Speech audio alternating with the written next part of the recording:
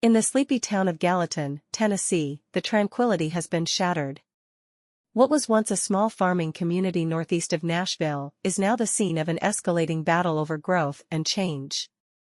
As tens of thousands of newcomers pour in, house prices have skyrocketed, open land is vanishing, and a backlash is brewing. Mary Genning, a county commissioner, laments that where I live in hell. She is part of a conservative group, the Sumner County Constitutional Republicans, who have taken control of the local legislative body. Their mission? To slam the brakes on the rampant development they see swallowing their rural way of life. This is not your typical NIMBY story, friends. This is a clash of cultures and worldviews playing out across the South, a region experiencing explosive growth as people flee high-tax, high-cost coastal states for a lower cost of living and absence of a state income tax.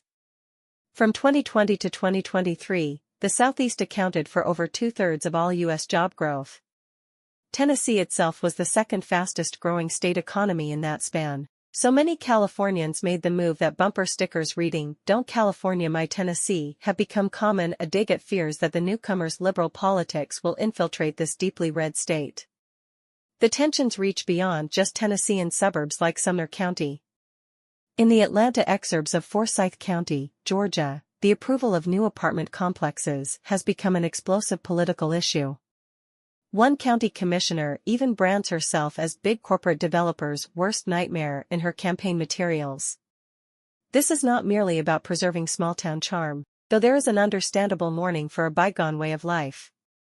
In many cases, the public infrastructure and services are simply overwhelmed by the pace of population growth.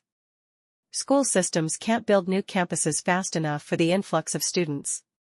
Traffic becomes a soul-crushing nightmare on the old two-lane roads. Municipal water systems are strained.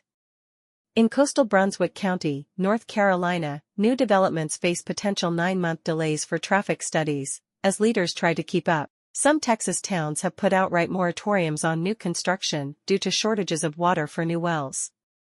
In Tennessee's fast-growing Rutherford County, the mayor is in a pitched battle with the state legislature over implementing impact fees on developers to fund infrastructure improvements. At its core, this backlash represents two divergent visions of the future. One vision sees growth as the inevitable march of economic progress, a sign of a region's vibrancy and allure as people vote with their feet to relocate there. More people means more tax revenue, more businesses, more economic opportunity. The other vision views unfettered growth as the destruction of a prized way of life, the loss of open spaces, the overcrowding of schools and roads, the displacement of long-time residents by wealthier arrivals from outside. Growth, to these protesters, represents a loss of control over their communities. This isn't just a Southern phenomenon, of course.